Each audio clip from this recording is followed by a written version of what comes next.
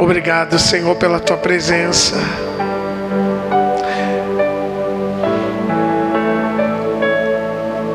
Porque se o Senhor não estiver aqui, eu não quero estar. Se o Senhor não for comigo, eu não quero subir.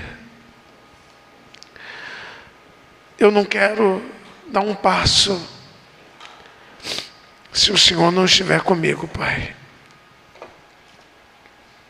Muito obrigado, Yeshua. Ah, papai. Oh, grandioso Deus. Não existe outro igual. Não existe outro igual.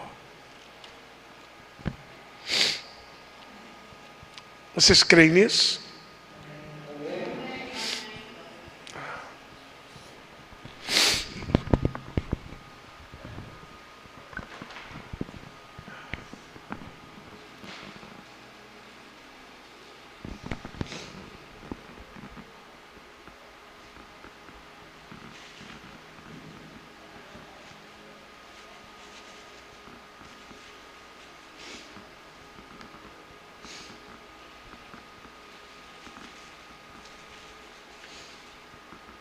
Gente, desculpa, mas é impossível a gente não chorar um pouco. Vocês estão felizes? Amém.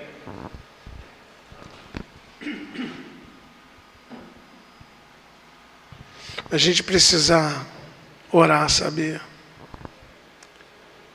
A gente precisa ter vida com Deus.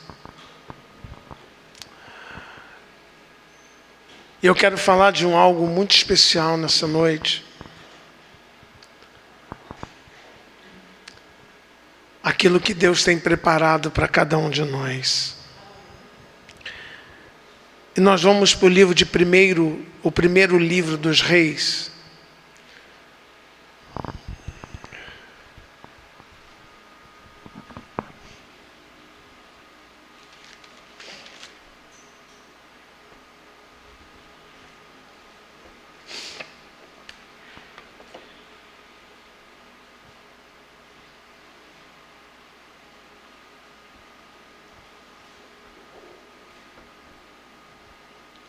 Capítulo 18.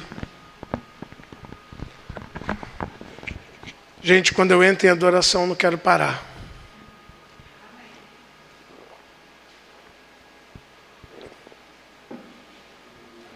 Eu não quero parar de adorar a Deus.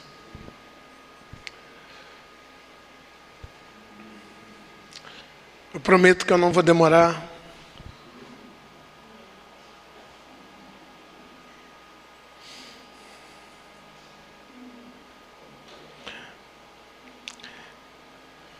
Deixa eu dizer uma coisa para vocês. Antes da gente ler o texto, eu quero comentar o contexto. Elias, o profeta, ele aparece no palco do Antigo Testamento, já adulto. Nós não sabemos muito acerca de Elias.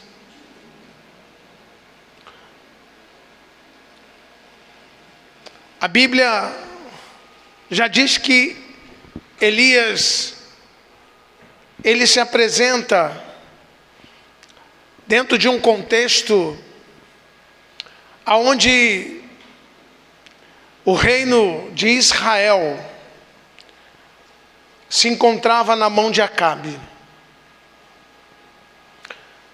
que era casado com uma sidonita chamada Jezabel, filha do rei de Sidônia. E com isso Israel se corrompeu com todo o tipo de paganismo. Eles levaram para as terras de Israel.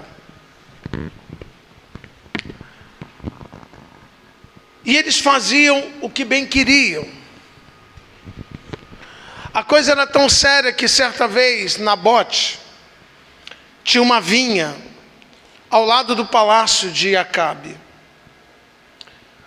E Acabe queria a vinha de Nabote. E ele então faz uma oferta para comprar. Nabote disse: eu não vou vender a herança dos meus pais.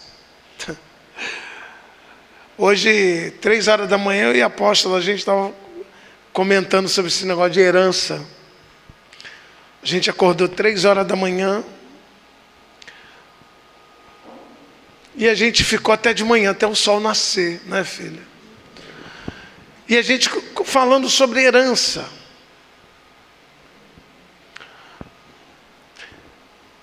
Eu não vou entrar em detalhes do que acontece, porque herdeiro só Deus, né? Já dizia um advogado que herdeiro tem tudo parte com cão. Deixou 1 centavo ali, eles brigam por aquilo e se matam por aquilo. Não é verdade? E destrói tudo que você deixou. Hã? Quando está vivo não querem nada. Morreu já no cemitério às vezes não chegou nem no cemitério. A briga já começa. Mas Nabote resolveu guardar a vinha dele. E Acabe, por ser um homem depressivo, um homem mal resolvido dentro do seu emocional, ficou deprimido em cima da cama, de carinha feia, de biquinho. E Jezabel, porque Acabe, ele tinha uma omissão dentro dele. E Jezabel era uma mulher que ia e resolvia. Do jeito errado, mas ela ia lá e fazia. E ela perguntou para Acabe por que ele estava daquele jeito. Ele falou: sabe por quê? Porque eu queria comprar aquela vinhazinha, sabe? Mas ninguém quis vender para eu. Acabe não era um adulto, ele era uma criança adulterada. Ainda tinha uma criança dentro de Acabe.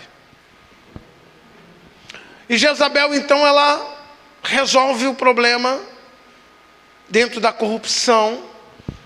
Ela compra alguns homens para dizer que Nabote havia blasfemado contra Deus. E ela paga esses homens para isso. E a Bíblia chama isso de homens de Belial. E Nabote é apedrejado e morto. E eles simplesmente tomam a vinha do cara. Esse era o reino que estava governando Israel. Não tem nada a ver com o Brasil, viu, gente? Eu estou falando de Israel. Quem entende que eu estou falando de Israel? Alguém entende que eu estou falando de Israel? Isso não tem nada a ver com o Brasil, não. Estou falando de Israel, né? Vocês entendem, né? Quem está entendendo?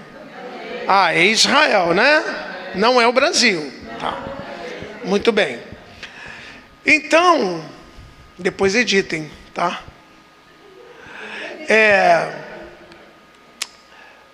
Assim era o reino. E Elias entra nesse cenário e ele confronta o rei Acabe debaixo de uma autoridade fantástica.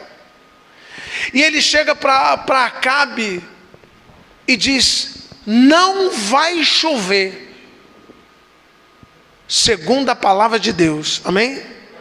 Amém nada. Ele disse: segundo a minha palavra.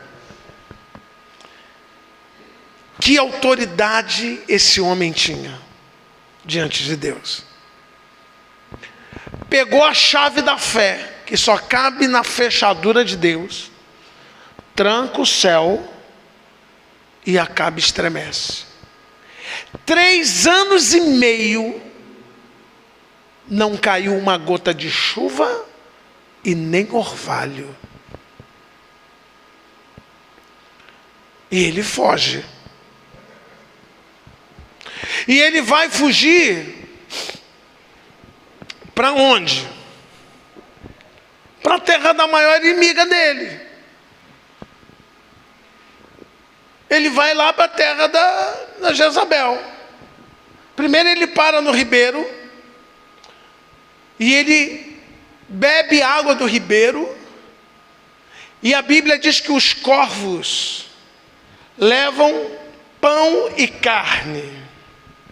Quem leva pão e carne? Vou perguntar de novo. Os corvos levam pão e carne. Quem leva pão e carne? Os árabes. A gente lê, a gente acha que é um pássaro. Gente, vamos pensar. Quem tem cabeça aqui? Quem tem cabeça pensante aqui? Você acha que um pássaro vai levar uma carne saudável para Elias? Corvo come o quê? Carniça. Coisa impura. Perfeito. E a palavra para corvos, então eu deveria ter tomado nota no hebraico, é a palavra direcionada aos árabes que habitavam ali. Se você não sabe, os árabes é co-irmão do povo de Israel, dos judeus. É filhos de quem? De Ismael, cujo primogênitos é... Quem eram os primogênitos de Ismael?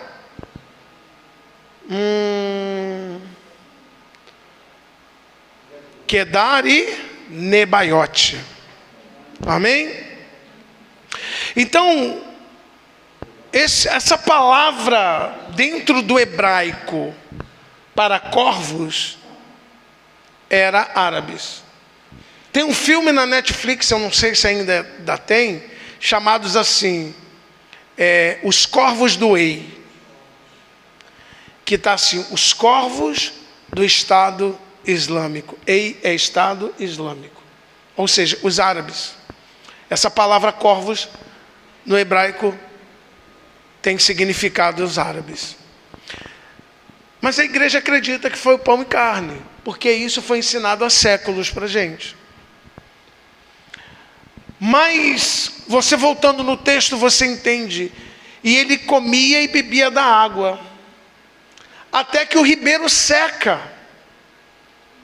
Aquele povo vai embora. Elias então é levado a uma viúva em Sarepta, que é de Sidônio. É a cidade de Jezabel, terra de Jezabel.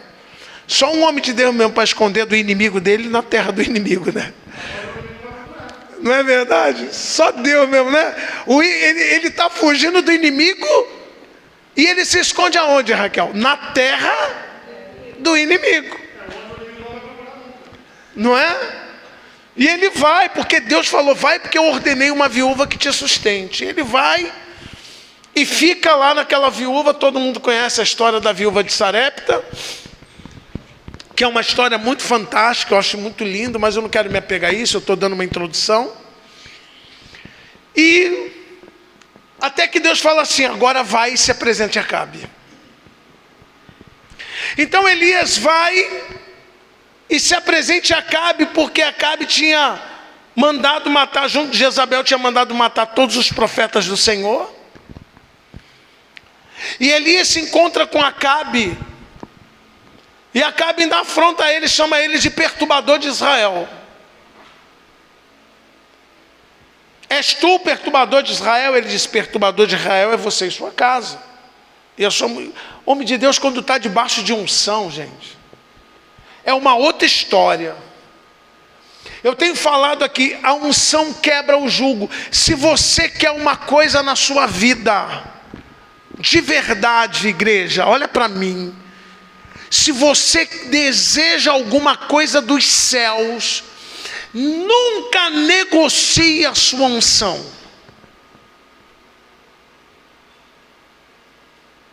Não negocie a sua unção.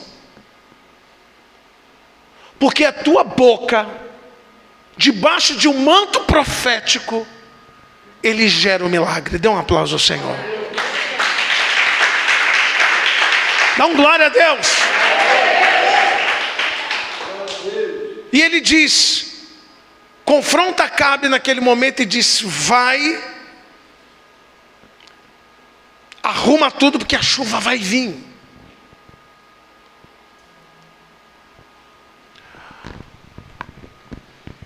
Perdão, antes da chuva, não. Ele manda reunir os profetas que comiam na mesa de Jezabel.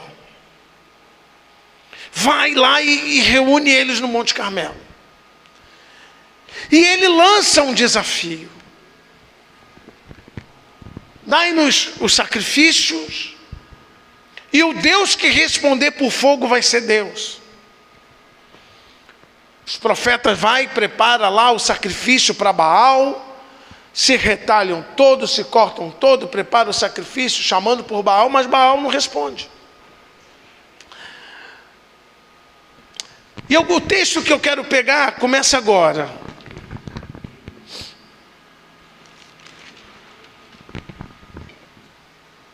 Elias e o profeta de Baal, capítulo 18.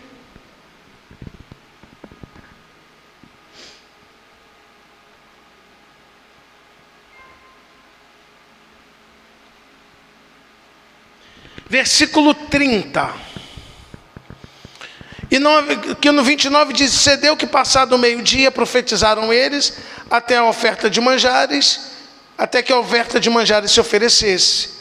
Porém não houve voz, nem resposta, nem atenção alguma. Versículo 30 agora. Então Elias disse ao povo: chegai-vos a mim. Olha para mim. Isso é um grande problema que Elias causou. Porque Elias, ele fez tudo direitinho. Ele restaurou o altar do Senhor que estava em ruínas. Agora olha para o seu irmão e diz assim: você já restaurou o seu altar?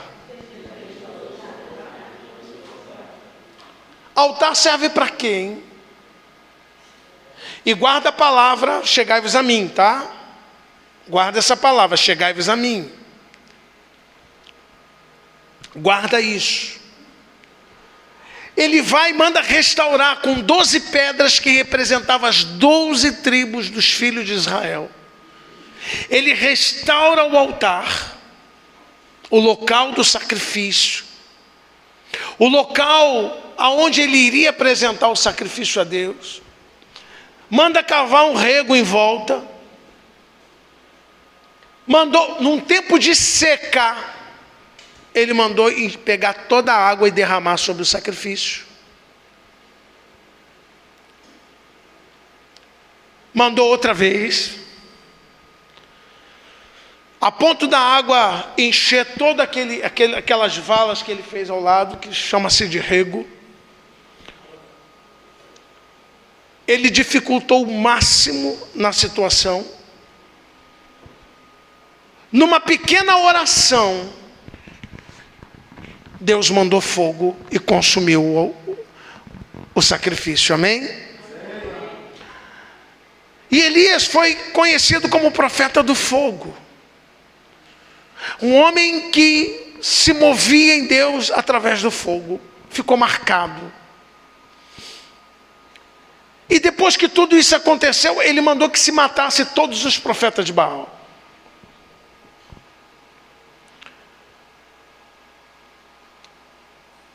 Quando Jezabel ficou sabendo, ela ameaçou Elias e disse: eu vou fazer com você o que você fez com eles. Eu vou matar você. E Elias então foge.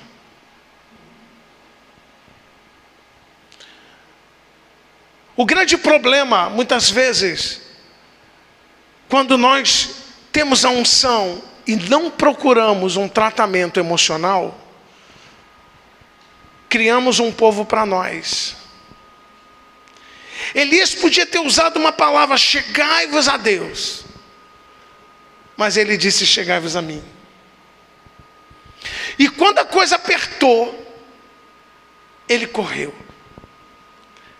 Deprimido, desgastado, cansado, para pedir a morte. Ele caminha até Horebe. Gente, quem já viajou para o Egito e atravessou o deserto, do Monte Horebe até Israel é muito chão. Porque hoje o Monte Horebe, que é o Monte Sinai, também um deles é o mais alto, é uma cordilheira de montes, ele pertence hoje ao Egito. Israel abriu mão desse território para que conseguisse ficar em paz. E chega no Monte Horebe, ele entra deprimido, ferido, com o coração desistido,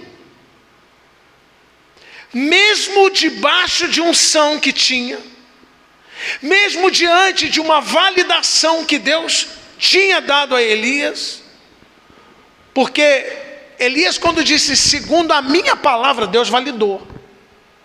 Sim ou não? Ele fechou o céu. Quando ele disse a Acabe, vai, arruma tudo porque a chuva vem, ele orou 7 vezes. O servo dele disse que viu uma pequena nuvem, então ele disse, vai, desce Acabe para ir embora, que a chuva vai pegar ele no caminho. E a chuva desceu. Era um homem totalmente validado por Deus. Deus validava tudo que Elias falava. Mas a alma de Elias não era uma alma que estava tratada, curada, que precisou entrar dentro de uma caverna e pedir a morte. Quantos de nós, muitas vezes, chega a dizer para Deus assim, Deus, chega, estou cansado, basta. Alguém aqui já pediu isso? Para morrer alguma vez? Já não? Quem já pediu para morrer? Meu Deus, leva todo mundo rápido, Senhor. Estou brincando. Eu também já pedi. E por que pedimos isso? Porque muitas coisas, na alma de um homem de Deus, muitas vezes tem uma criança. Tem uma criança. Uma criança adulterada. Tem um pirulito aqui, ó. Tem uma criança adulterada em nós. Ficamos presos muitas vezes em situações difíceis da nossa vida, que nos marcaram. Nós não conhecemos como foi a infância de Elias, porque ele já entrou adulto no palco do Antigo Testamento. A Bíblia não conta muito sobre como foi a história dele de vida. Mas Elias tinha uma autoestima muito baixa. Mesmo sabendo que Deus validava, porque não tinha a ver com o espiritual. Isso tinha a ver com o emocional. Quem entende o que eu estou dizendo? Espiritualmente, Elias, tudo que falava acontecia. Não vai chover, Deus trancou o céu. Agora manda a chuva, Deus mandou a chuva. Agora vai descer fogo, descia fogo do céu. Elias era um homem que Deus respondia a Elias, porque era um homem que vivia debaixo de unção. Mas o que isso quer dizer, apóstolo? Que se a gente não cuidar da nossa alma, nós estamos perdidos, mesmo com a unção. Quem entende o que eu estou dizendo? Mesmo com a sua validação, mesmo com o que Deus faz através de você, porque os dons não são seus, são emprestados. O Espírito Santo usa cada um como lhe apraz. Os dons são empréstimo para que nós realizemos a obra. Lembra da historinha do rapaz com boi, com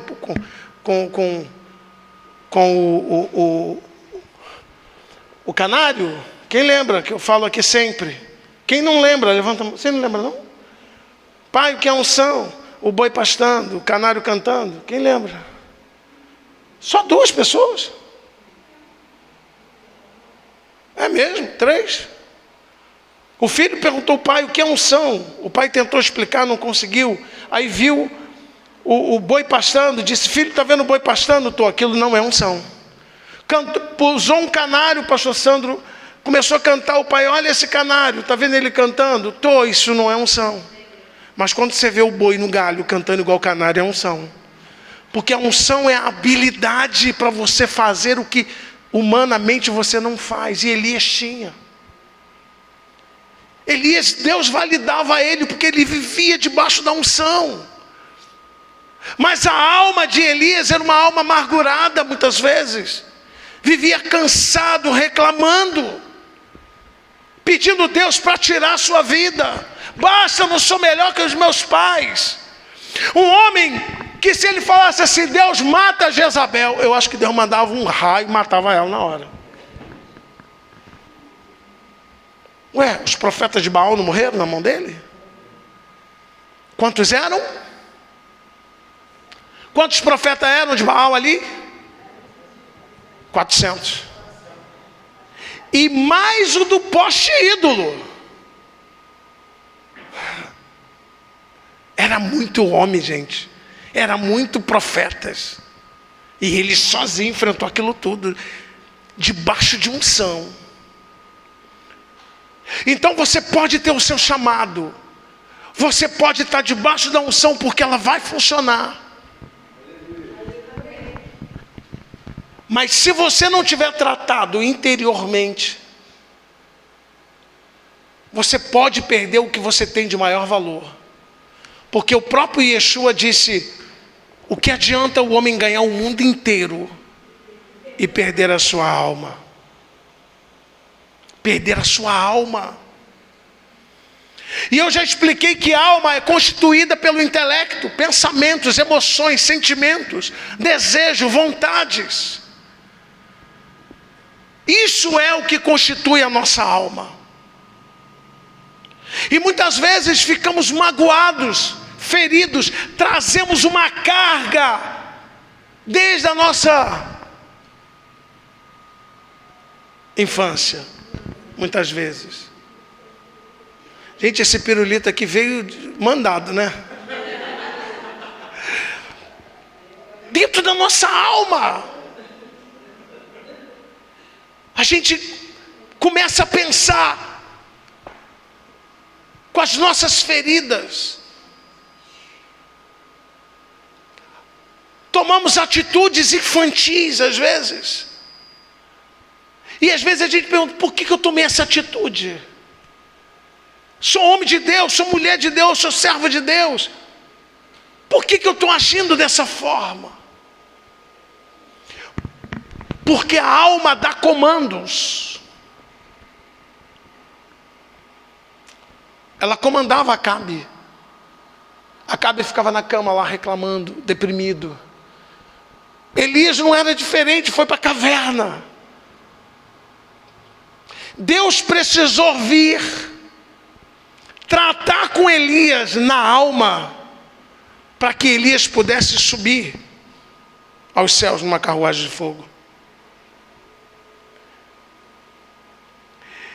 E Elias trancado dentro daquela caverna, pedindo a morte, o Senhor aparece para Elias em 4 situações ali.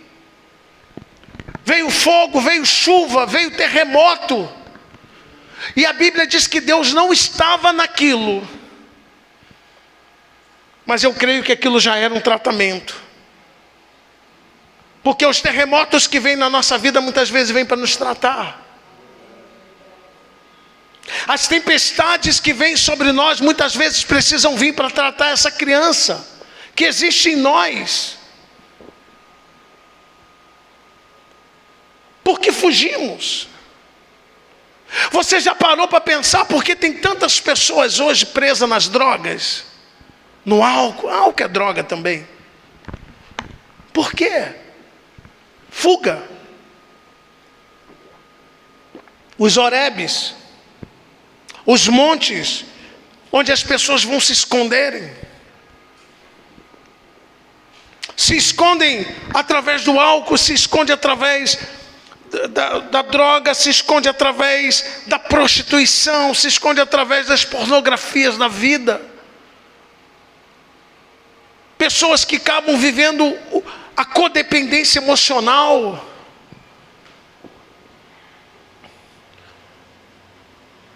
vivemos muitas vezes magoados, feridos. E sabe o que é legal? Porque a gente não quer estar assim. A gente não gosta de ficar assim. A gente não gosta de ficar se sentindo pequeno, com uma baixa estima, uma estima baixa. A gente não gosta de se sentir o excluído, o rejeitado. E muitas vezes, quando você está num determinado lugar, que alguém faz alguma coisa, ou fala alguma coisa, ou você sente um aroma, um cheiro, um perfume, um gosto de comida, um cheiro de comida, ou você está em algum lugar que alguém fala alguma coisa, e você começa a dizer, por que eu estou me sentindo assim? Você não sabe. Bate uma angústia, uma vontade de sair correndo, desaparecer, se trancar no teu quarto e cantar a música da Aline Barros. Hoje eu me tranquei no quarto e tranquei a porta. Como é que é essa música? Como é que é? Eu consigo te tocar, não tenho forças para clamar, confesso, já tentei, dessa vez eu entrei no quarto e tranquei a porta. Igual Elias, né?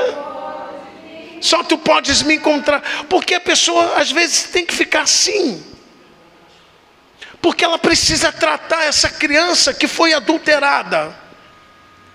Somos adultos, chegamos a uma idade adulta, mas emocional, uma idade almática, uma idade de alma ainda criança, presos na nossa infância, presos nos nossos traumas, presos nas nossas angústias, presos nos medos. Uma pessoa muitas vezes vai fazer um exame de direção, a pessoa entra numa ansiedade tão grande, não dorme, não consegue dormir, não consegue comer, e chega na hora de entrar no carro, está num desespero tão grande, não consegue sequer entrar dentro do carro para fazer o teste. Aí você diz, como é que uma pessoa consegue viver uma situação dessa? Será que o exame de direção fez isso? Não, não é o exame de direção. O exame de direção foi o gatilho. Aí vamos voltar lá atrás. Às vezes um pai repressor, uma mãe repressora, que nunca te validou, nunca te apoiou. Só palavras de derrota, de fracasso, de dores, violências. E aquele menino muitas vezes com medo acuado, ou menina, não sei, ele cresce no corpo, mas a alma fica ali presa, adulterada. Aí você diz, ele é um adulto? Não, emocionalmente ele é uma criança adulterada, só vive com pirulito no bolso. Esquece. Então, é uma criança adulterada, atitudes infantis.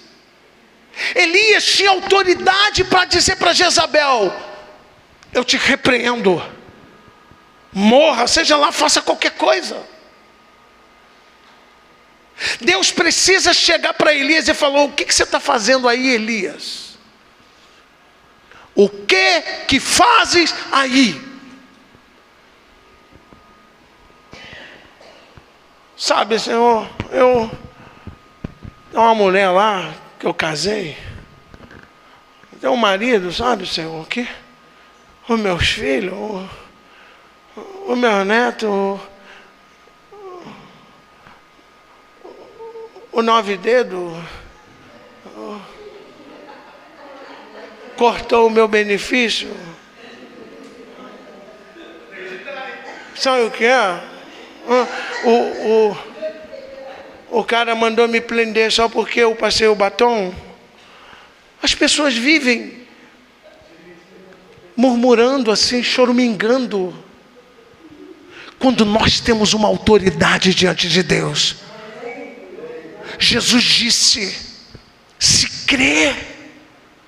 Aquele homem chega para Jesus e fala, se tu podes, faz alguma coisa. Jesus disse, se podes crer, tudo é possível àquele que crê. Tudo é possível, nós temos autoridade. Mas o que falta para mim e para você muitas vezes é conseguir tratar essa criança que está aprisionada. Que Deus fala assim: eu tenho um propósito, Elias. O que você está fazendo aí? Ele começou: não, porque Jezabel quer me matar, sabe, Senhor. Gente, ele estava diante de quase 1000 homens. Vocês conseguem entender? O homem que foi e disse para a viúva: só tem um pouquinho de farinha aqui numa panela e um azeite na botija, vai e faz primeiro para mim. Porque assim diz o Senhor, a farinha não vai faltar, e o azeite não vai faltar, e a farinha também não, até que Deus faça chover na terra. Aconteceu? Aconteceu? Aconteceu. Ore 7 vezes. Eu vejo uma pequena nuvem. Vai desacabar que vai chover. Era um homem que o céu ouvia, tinha unção, que não precisava subir, não precisava correr, não precisava se esconder. Eu quero dizer para você: permita que Deus trate a sua alma, permita que Deus venha tratar com você, porque quando você abrir a sua boca, o milagre vai acontecer. Dá um glória a Deus, ele vai acontecer. Não tenha medo, não se esconda, não se esconda, se exponha. Diga para o seu irmão: não se esconda, se exponha.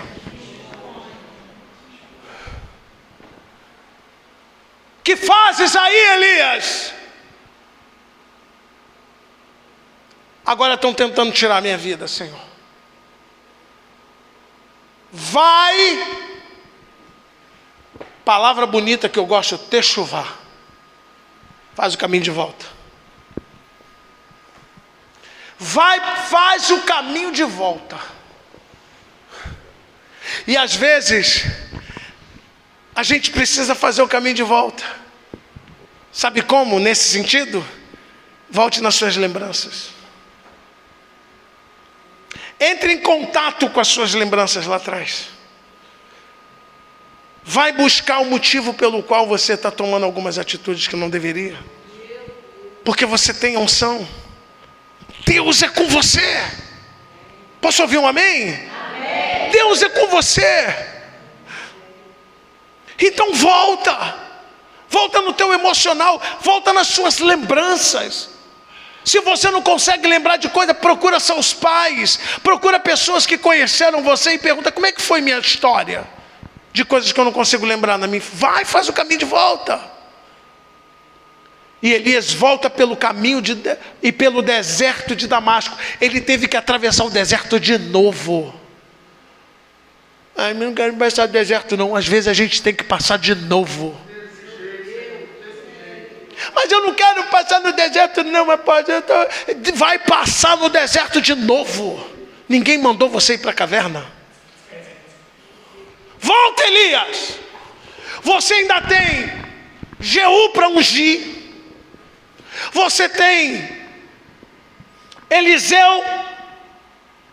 E você tem Jeú, Eliseu e... Me ajuda aí, deu um branco aqui. Jeú, Eliseu. Vai, unge Jeú, rei sobre a Síria. Não, Jeú é rei sobre Israel. Está aqui. Oh. Eu acho que eu estou ficando velho, hein?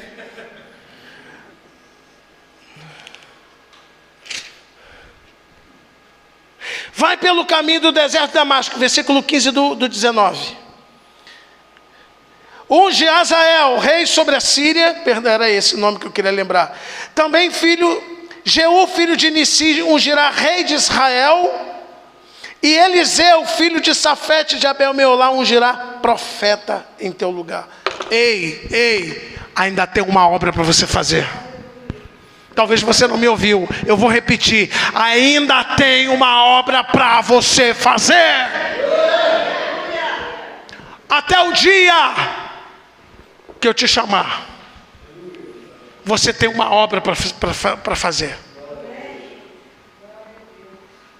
Apóstolo, mas como que eu vou ungir reis? A Bíblia diz que Jesus nos chamou como reis e sacerdotes. Você pode aplaudir o Senhor? Você tem muitos reis aí para ungir.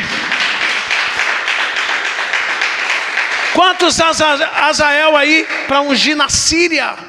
E quando a gente fala Síria hoje aqui, trazendo para os dias atuais, nesse mundo aí fora, um povo que não era chamado pelo nome do Senhor, vai, unge Eliseu, unge profetas. Deus tem levantado uma geração para levantar profetas sobre essa terra. E eu tenho pedido a Deus que levante profetas, pastor, para pregar para os profetas. Profetas para pregar aos profetas.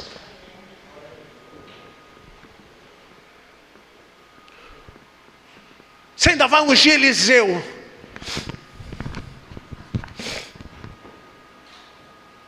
Pessoas com uma voz profética. Pessoas que vão levantar. Gente, Elias foi tudo isso. Mas olha para mim, apóstolo, eu não tenho esses dons. Você pode ter o dom de João Batista. Qual foi o milagre de João? Qual foi? Levantar uma nação morta, espiritualmente, dizendo: arrependei-vos, porque é chegado o reino de Deus. Dê um aplauso ao Senhor. Ele levou arrependimento. Brasil, é tempo de se arrepender, Brasil.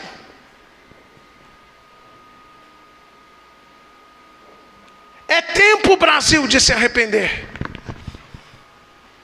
É tempo. Tempo de arrependimento.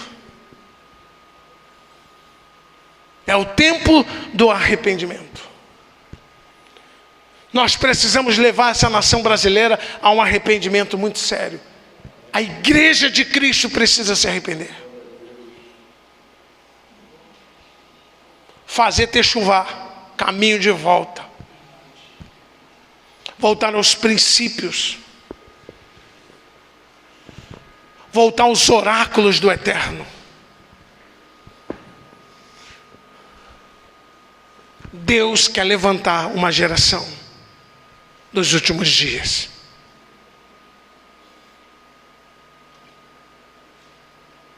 Chegou a hora da maturidade. Diga para o seu irmão: bem-vindo à maturidade. Isso foi muito fraco. Fala: bem-vindo à maturidade. Deus te chamou para um propósito. Fala assim: você não é esse menino que está aí, ou menina, aí dentro. Você não é uma ferida. Você é uma joia. Fique de pé. Eu quero orar com você.